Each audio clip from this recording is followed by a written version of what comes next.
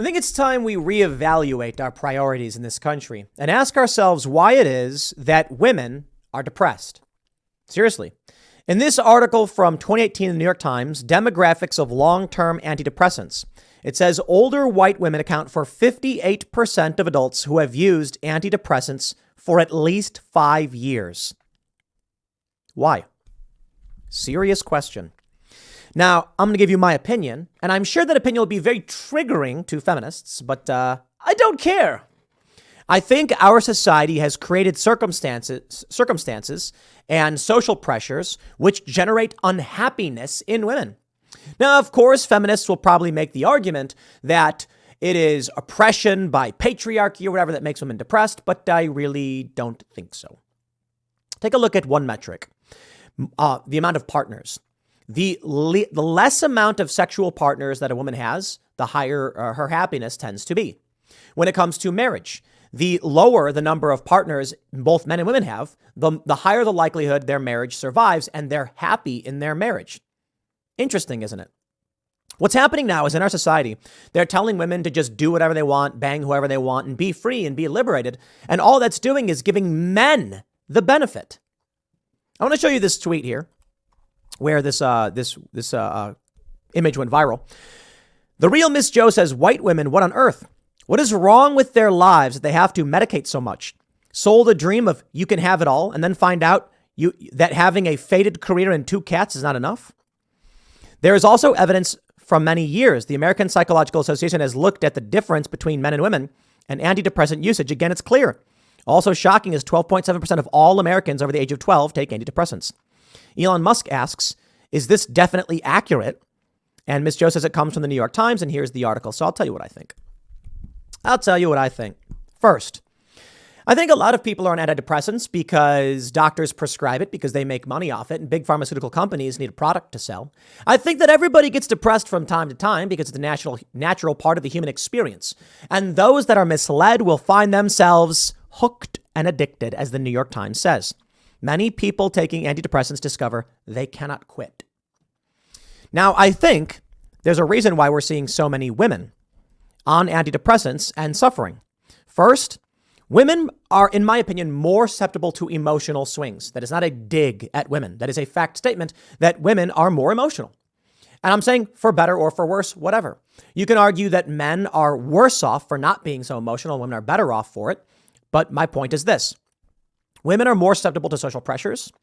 They're more likely to experience more powerful emotions, which is why I think it's that women on average cry once a month, men on average cry once a year. In fact, I'd assume for most men, it's substantially less than that. I'm assuming most guys just don't cry in general. To be honest, I can't tell you the last time I cried. I almost cried watching Picard season 3 in the finale scene when they bring back the Enterprise D, but didn't quite. It's funny, though. It's like of all the things that happen in the world, that's the one that gets me all welling up. Watching the old Next Generation crew getting on the Enterprise. I was like, oh, geez, it was so amazing. I love that season, by the way. But guys typically don't cry. Now, if a woman is feeling emotional pain and she seeks help for it, what's going to happen? They're going to give her drugs. She's going to get hooked on those drugs, and it's going to mess with their brains. If men are less likely to seek help for emotional issues because of social pressures and also because they're just less likely to experience it, it's going to be more women who are hooked on these antidepressants, creating a systemic problem in society. But I also think it's fair to point out it probably has a lot to do with social systems. I think that modern civilization is out of sync with evolution, is the easiest way to put it. I'm reminded of that scene from the movie Snatch where Jason Statham's talking to his buddy and he's like, don't drink milk. It's out of sync with evolution, man. And he's basically explaining that humans evolved eating like berries and vegetables and fish. And then we only recently started drinking milk from cows and that our bodies can't handle it properly. I think it's an incorrect argument because I think humans can definitely drink milk as like we grow up drinking milk. But you see his point. There are things that humans survived, that helped humans survive. So you have women tending to be social and raising babies and having babies and nurturing the next generation of humanity, and men running off into the wilderness and fighting bears. I'm exaggerating, but the men would go hunt fish and bring back food. Women would gather. That tends to be the basic premise of evolutionary biology. Because of these things, the human civilizations, the human tribes that were more likely to engage in them were more likely to survive, thus creating certain social expectations and emotional responses. That is to say, men are attracted to looks and women are attracted to status and power on average, not absolutely. All people as individuals are different, but these are tendencies that we see among men and women. The result is then, in a society that tells women to be hunters, there is going to be something out of sync with evolution and likely generate a negative response. Why? Humans survived through these practices. The human tribes that chose a different path, they're not around anymore. The human tribes that chose this path survived, and now it's ingrained in us to a certain degree. It seems like there's a grand experiment to try to pull things out of people, to change their behaviors and make them act a different way, to socialize them in a different way. I'm not so convinced it will work in the long run, because some people are going to be okay with it and some people won't be. But perhaps that's the goal. The women who are suffering under this new system, and the men as well, don't get me wrong, it's not just women, but we're seeing them be the principal victims of antidepressant addiction. These women are less likely to have families, less likely to strive. And the women who do strive, thrive, and have children, they'll pass on their genetics. In 1,000 years, the makings of today will shape the generation of the future. That is to say, these 3 million adult women on antidepressants, whatever it is that makes them them, will likely not be around in the future. We can look at what's going on right now and say it's a bad thing, we should stop it. But there are a lot of questions about where we want to be. On the members only section of Timcast IRL, we were asked by a member.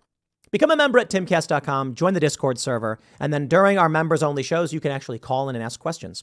And we were asked if you could go back in time and tell yourself one sentence, what would it be? And it can't be about Bitcoin, because the first thing I said was like right as when he said it, I said, tell Bitcoin, buy Bitcoin. And he's like, it can't be about Bitcoin.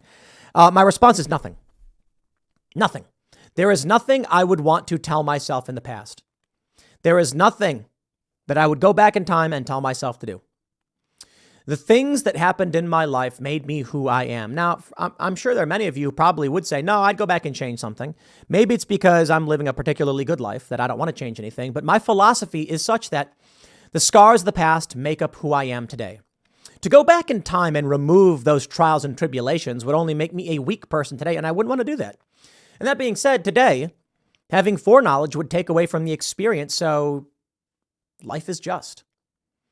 Seamus made a good point. He said, I'd go back in time and give myself the lottery numbers from yesterday so that right now I'd win. And I'm like, I wouldn't even want to do that. You're just basically saying you want to end your adventure. No, the adventure is what's before us. We are a component of what makes the future better. And for everything that's happening right now, all the struggles, all the trials and everything we hate and resist and we're fighting against, these things serve to make us stronger if we survive them. So looking at all of the problems and looking at this, what do I say? We must fix it. We must survive. We must solve these problems. We must fix this. We must ask ourselves why so many women are taking antidepressants, and we must put an end to it. And that trial and the scars we bear from this will lead to a stronger future. A lot of people like to point out that strong men make good times make weak men make hard times make strong men. And do you understand what that really means? A lot of people take it to a personal place, to a subjective place where they say, haha, because of the weak men, we now have hard times. But it's a cycle. The hard times, the trials that we face lead us to being stronger in the long run, and the cycle continues. Hopefully, we're improving through all of it, and all the bad things that we experience and all the enemies we face, we overcome. We have to. It's the only way to survive. So I look at this and I say, society is harming women, period. And it's something new, because when you go back to the year 2000, women were not on antidepressants. So what has changed? If we cannot adapt, identify, and be rid of these things, then we could be doomed.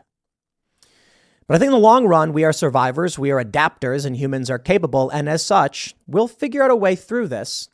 And perhaps it's simply social media, and it's the overprescribing of drugs to deal with temporary problems. And there are people who say, you don't understand the pain I feel, it won't go away. I don't know that antidepressants solve that stuff. I'm not a doctor, so don't ask me. But I've gone through bouts of sadness and depression. And you know what's always helped me? Reflection, meditation, study. And there's a lot of people who say, like, you can't, it's not enough. Well, yes, some people are clinically depressed. I understand that. Some people aren't, though. Some people are subjectively and personally depressed due to something happening in their life. And what they need is simply therapy, not drugs. But there's money to be made. I guess we'll only be able to wait and see if we can pull through, but the culture war persists. I'll leave it there. Next segment's coming up in a few minutes. Stick around and I'll see you all shortly.